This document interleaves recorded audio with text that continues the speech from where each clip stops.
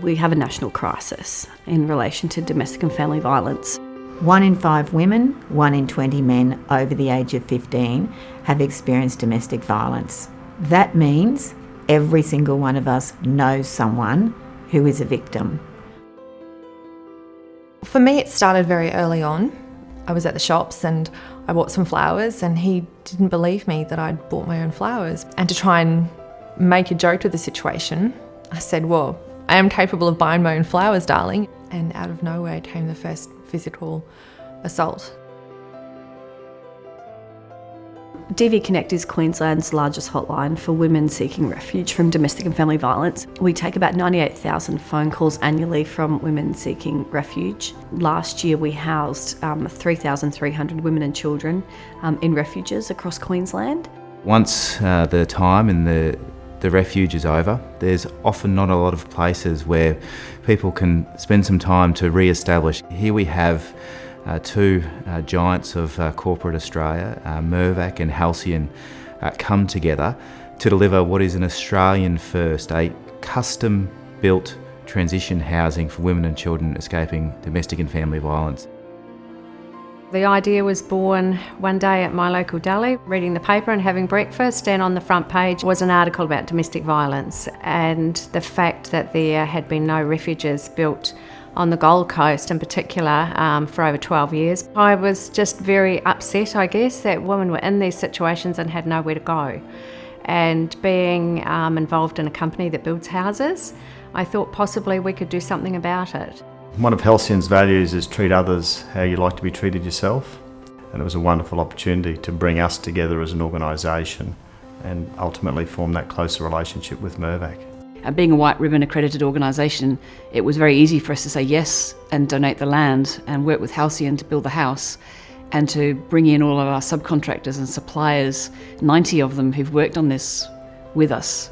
So it was a real collaborative effort and a very easy thing to say yes to. They approached us and said, how do we build this? How do we build it right? You have to have people that have a really nuanced understanding of domestic and family violence doing this work. Because if you don't understand the risk that sits around domestic and family violence, you won't have the same outcomes. The women that are leaving these situations, they're 7 times more at risk of death, not just physical assault, of death. So it was very important to us that we accomplish 2 things, that the women do feel safe here, but also they feel a sense of normalcy. Well, the project is a normal looking house, but inside it's got 5 apartments, if you like, 2 1-bedders, 2 2-bedders and 1 3-bedder. But then there are communal areas inside the house as well. So it's quite a unique way of using the exterior of a house, but the interior is something that's really purpose built. Having a space that is either free or affordable and not having a time lapse on it, not saying to them, you've got a month. You've got unlimited time. You can't put a dollar value on it. You just can't. The amount of people that came on board that just wholeheartedly said, yes, we want to do something about this, was incredibly satisfying and rewarding. This will change the landscape of domestic and family violence in Queensland, this alone. Think about how it changes the lives of the children, knowing that they can go to bed feeling safe, wake up feeling safe.